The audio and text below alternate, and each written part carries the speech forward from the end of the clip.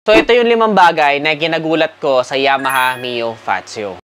So, andito nga tayo ngayon sa Siargao at kagaya ng vlog ko last time, nagpalit nga ako ng motor at tinesting ko tong Yamaha Mio Fazio, which is isa tayo sa mga unang nag-review nito. Pero ngayon lang tayo nabigyan ng chance para mag-test drive ito dahil ito yung inarkil ako. Last year, puro Honda Beat lang yung ginamit ko, and this year, one day ko lang ginamit yon, tapos nagpalit na ako ng ibang motorsiklo. Kasi sabi ko, kailangan ko makapag-try ng ibang motorsiklo dito dahil napakasarap pag motor dito sa Siargao. At hindi ko in-expect yung mga naranasan ko dito sa Yamaha Mio Fazio dahil akala ko noon ay puro pa-cute lang ang motorsiklo na to. Pero nagulat ako dahil napatunayan niya kung bakit siya nilagay sa lineup ng Mio. Una sa lahat, akala ko ay hindi ito pang cornering or banking dahil maligit nga yung kanyang mga gulong at kung makikita niyo yung pagkakadesign niya, very classic lang talaga. Pero nagulat ako dahil kayang-kaya rin pala nito sa mga cornering and banking. Just make sure lang nakabisado mo na yung motor dahil kapag ka medyo nagkasundo na yung muscle memory mo at saka yung handling ng motorsiklo ay makakayanan mo na rin na mag-konting maneuver and cornering kahit na nasa medyo konting high speed ka. Nagulat ako kasi kung saan mo siya iliko ay sumusunod din siya. Just use proper techniques at talagang magugustuhan mo yung handling and maneuverability ng motorsiklo na ito na hindi ko in-expect sa kanya kasi in-expect ko parang sa mga diretsuhan lang siya mapapakinabangan o kaya naman ay parang pa-cute lang talaga yung offer niya. Pero nagulat ako dahil magugustuhan mo rin pala yung driving experience mo sa motorsiklo na ito. Pangalawa na ikinagulat ko sa motorsiklo na to na hindi ko in-expect na may ibubuga din pala yung power and torque output niya. Kasi iniisip ko nga yun, gano'n, classic motorcycles, not made for speed. Pero dahil nasa bloodline nga siya at line up ng Mio, naramdaman ko talaga yung pagiging Mio niya. And in fact, dahil nga meron nga itong tinatawag na Blue Core Hybrid, ay mas maliksi pa siya compared sa mga regular na Mio na nasubukan natin. Siguro nakatulong din yung factor na mas maliit yung mga wheels nito. Kaya damang-dama ko talaga na mabilis tumaas yung kanyang speedometer every time na pipiga ka ng throttle at mabibigay niya rin talaga sa iyo adrenaline rush plus yung confidence na pwede kang overtake sa mga situation na kakailanganin mo overtake or kahit na mabigat yung karga-karga mo. Dahil ako lagi may angkas, kasama ko si OBR Lourdes kapag namamasyal kami at hindi ako nabitin sa power output netong Yamaha Mio Fazio. So di lang siya basta forma, talagang may bubuga rin pagdating sa power output. So sa mga naglo-long ride dyan, mawawala nyo na or ma-eliminate nyo na yung pangamba na baka hindi siya makasabay sa facing ng riding ninyo. Makakasabay at makakasabay pa rin tong motorsiklo na ito. Pangatlo, sa napansin ko sa kanya ay stiff yung kanyang suspension na in-expect ko parang good for everyday ito. Pero dahil siguro nga nasa lineup siya ng Mio at Yamaha ito, ay parang pang cornering or pang banking yung suspension na naramdaman ko sa kanya. So kapag kami mga surprise na mga bumpy roads or uneven pavements na madadaanan, na biglaan, ay nagugulat ako sa tigas ng suspension niya na actually ay good kapag nagko-cornering or banking ka. Kaya na-enjoy ko yung number 1 na pagko-cornering sa kanya dahil nga doon sa kanyang suspension. Nakaambag na rin yun talaga. If you want it to be something na parang chill lang or gusto yung mga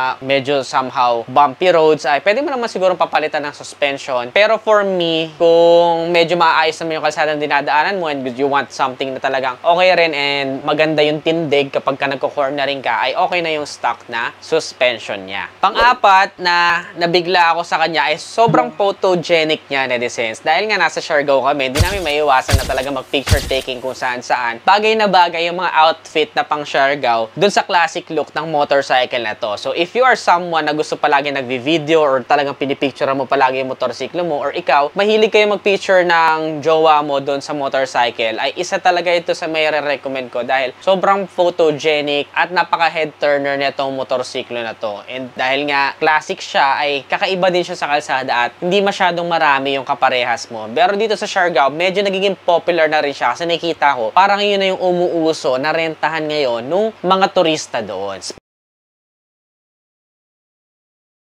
Especially yung mga Pinoy. Meron din mga ilan-ilan na foreigner pero feeling ko mas market niya talaga yung mga Pinoy dahil mas marami yung mga Pinoy na nakita kong nagdadrive ng Fazio doon sa Siargao. Hindi ko akalain kasi pag tignan mo siya sa personal parang sobrang simple lang niya pero pag sa picture, especially nga yung pag nag-vlog tayo or nag-video tayo, napaka photogenic talaga ng motorsiklo na ito. Panglima ay yung kanyang pagiging matipid sa gasolina. Usually kasi kapag Mio yung gamit ko, once na nabuwasan na ng isang bar yung full tank mo ay tuloy-tuloy na yung pag-uga nun hanggang sa maubos na yung kanyang fuel tank. Pero tong isang to, kahit 3 bars na lang, sobrang layo pa ng mararating mo. I have a feeling na talagang efficient yung hybrid nila kahit na hindi pa super elaborated kung ano yung functionality nito. Nakikita ko na naging fuel efficient na rin talaga itong Fazio given the fact na 125cc siya at napakarami niyang kapatid sa kanyang category. Doon sa 5 days stay ko na paggamit ko nitong Fazio ay isang beses lang ako nagpagasolina at 100 pesos lang yung nagamit ko kahit na sobrang dami ko nang nagalaan sa Siargao. Bonus na lang din dito kapag kagabi dahil LED na nga yung ilaw niya ay napakalaki ng advantage na rin compared sa mga previous Mio na nasubukan natin ng mga old Mio days pa na bulb type. Mas visible na rin yung kalsada sa gabi. Pero if I were to ask, may i-recommend ko ay magpakabit na rin kayo ng driving light. And isa sa mga trusted natin na sobrang lakas ng ilaw kahit na maliit lang or minimalist lang na bagay dito sa Fazio is yung prism. Pareha silang minimalist lang pero hindi mo aakalain na napakalakas ng ibubuga. So, ngayon kahit nasabihin natin na delay yung aking test drive experience dito sa Yamaha Mio Fazio, I'm still happy na na-experience ko siya kasi hindi lang pala siya puro hype na maganda lang yung itsura or photogenic lang or parang akalang iba walang ibubuga. Nabasag lahat ng Mio Fazio yung mga common misconceptions sa kanya nung masubukan ko na siya personally. And kaya ako ginawa tong video na to kasi I feel the urge na gawin ito para naman syempre magkaroon ng accurate review, lalong-lalo na yung mga gusto palang bumili ng Fazio ay isa tayo sa nagpatunay kung ano yung pwede nyong i-expect once na mabili nyo siya or ma-test drive nyo na siya. Para sa inyo netizens, may mga Fazio user ba tayo netizens dyan? Comment nyo naman sa ibaba kung ano yung experience nyo sa motorsiklo na ito. Tama ba yung mga na-observe ko sa kanya? Meron ba kayong mga hindi nagustuhan sa kanya? Comment nyo rin sa ibaba para naman matulungan natin yung mga future consumers and nagbabalak na bumili nitong Fazio. Meron pa ba kayong mga ibang motorsiklo na gusto nyo i-test drive natin next time? Comment nyo naman sa ibaba. Visit nyo naman kami personally dito sa aming Nedi Shop na located sa Santa Rosa, Laguna at pwede kayong magpakabit dito ng mga top box, bracket. Pwede din kayong bumili dito ng mini driving light, busina at marami pang iba. Kung nagustuhan mo to, don't forget to give this video a thumbs up, subscribe. Again, this is Ned Adriano. Always keep it cool and drive safe always.